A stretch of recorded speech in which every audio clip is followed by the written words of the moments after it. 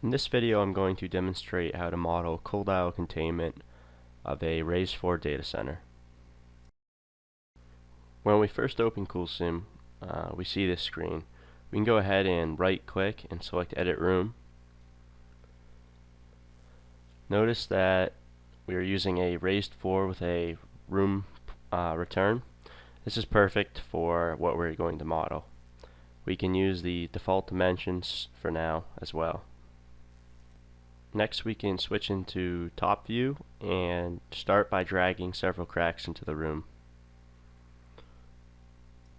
I want to put my cracks in the corner of the room. Notice I can drag the crack outside the room and then release, and the crack will be at the perimeter.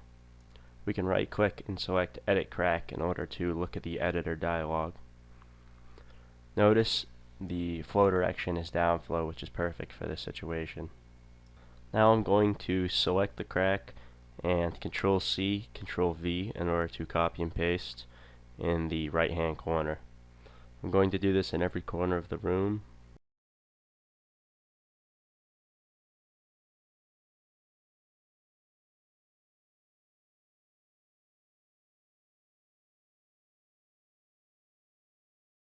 Now I'm going to start building the rack rows.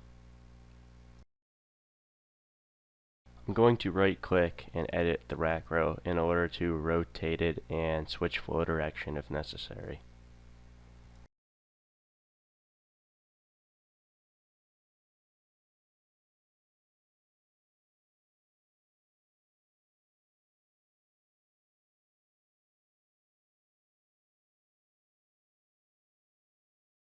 I'm going to line up the rack row with one of the grid lines in order to make making the cold aisle easy for myself.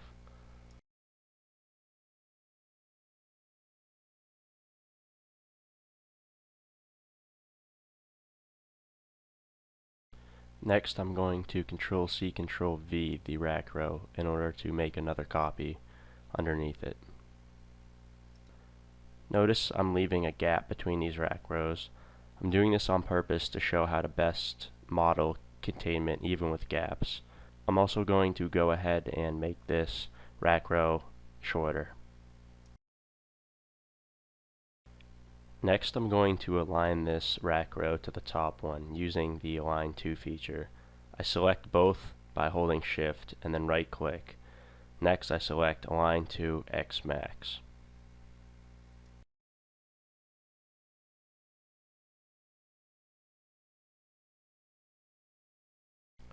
Next I'm going to Control C, Control V in order to copy and paste the smaller rack row and make a copy down below. Again, I hold down Shift and select both rack rows, then right click, Align To X Max. Now I'm ready to start building the other side of the cold aisle. I paste another rack row at the top and then right click and edit to switch the flow direction.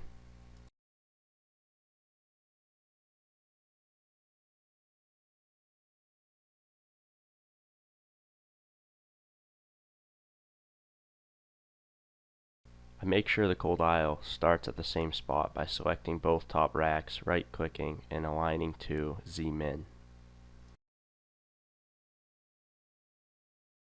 I'm going to copy and paste the top rack row in order to continue making this side of the aisle.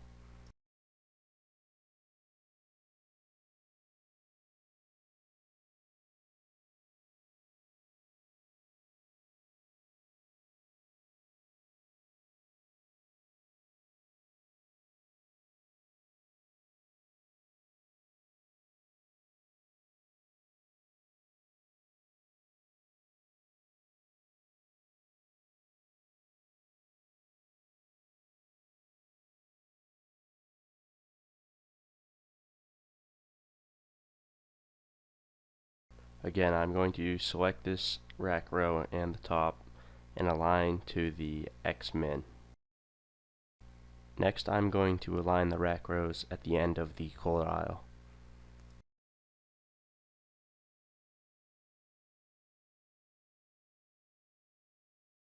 Now I'm going to start building my containment. First, I'm going to use the Smart Measure tool in order to measure the width of the aisle.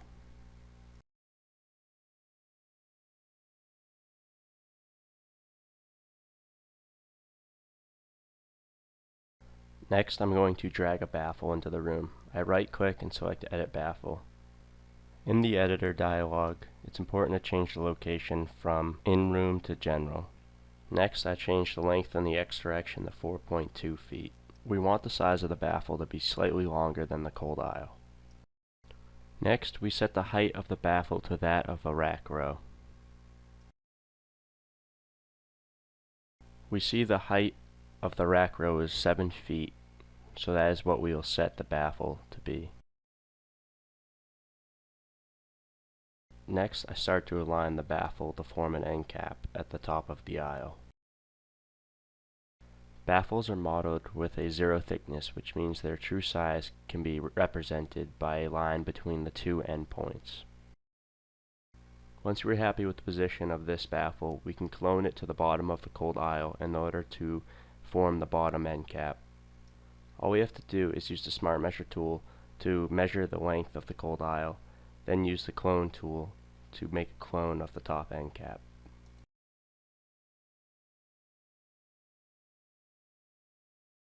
I select the baffle and then use the Clone tool. We want the baffle to be cloned 22 feet in the Z direction, and then click Apply.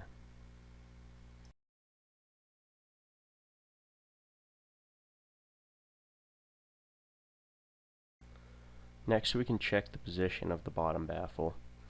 I go ahead and hide the rack on the left to make sure that the point of the baffle is lined up with the grid line, which the cold aisle ends. As you can see, we're all set.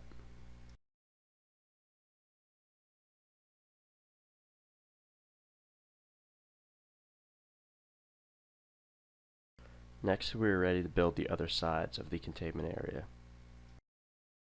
Once again, we right-click and select Edit Baffle. Once again, we change the location from In Room to General, and then change its plane. We change its dimensions to be 22 feet long and 7 feet high.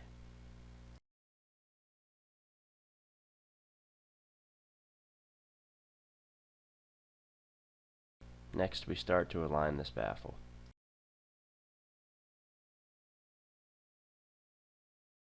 I'm going to hide this rack row in order to have better visibility. Next, I hold Shift and select both baffles and then right-click and close gaps in X direction. Notice there is a perfect edge on the exterior of the corner of where these two baffles meet. This means it's a clean corner with perpendicular parts.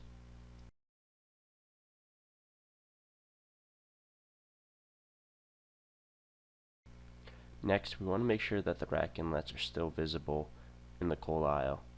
As we can see, they still poke through the baffle, so there will be no issues with geometry.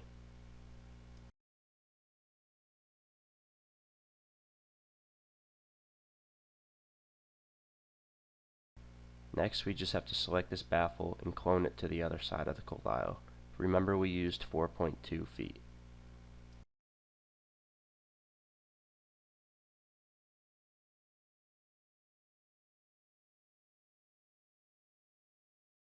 Once again, we check that the inlets of the rack rows are still visible, and as we can see, there are no issues with geometry here.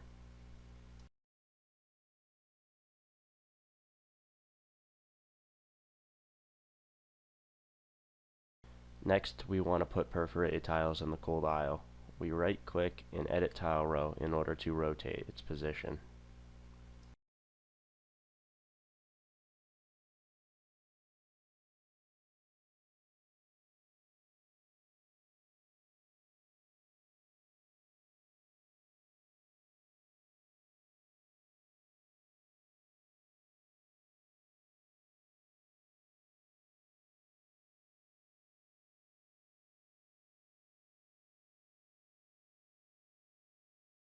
Next, I select the perforated tile and Ctrl-C, Ctrl-V. Finally, we are ready to contain the cold aisle with a baffle on top. We edit the baffle, change its plane and dimensions to match our cold aisle.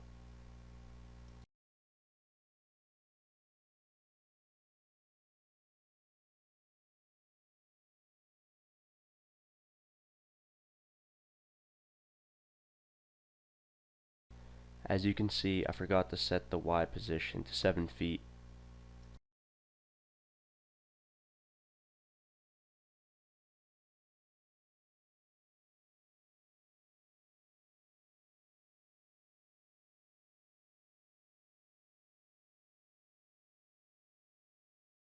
Now I'm ready to align this baffle over the top of the cold aisle.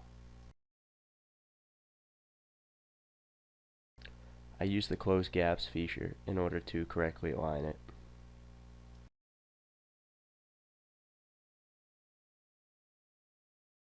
As we can see, our model is now ready to be submitted for simulation.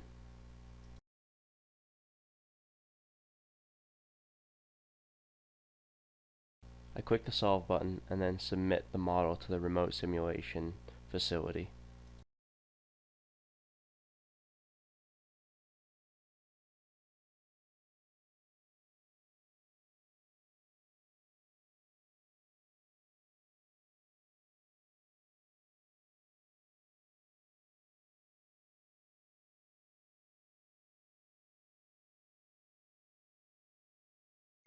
As you can see, we have good results in successfully modeled containment.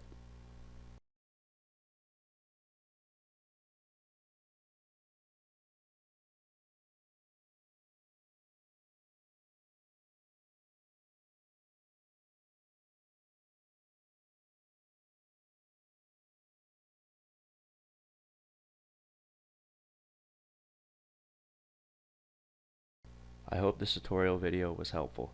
Thank you.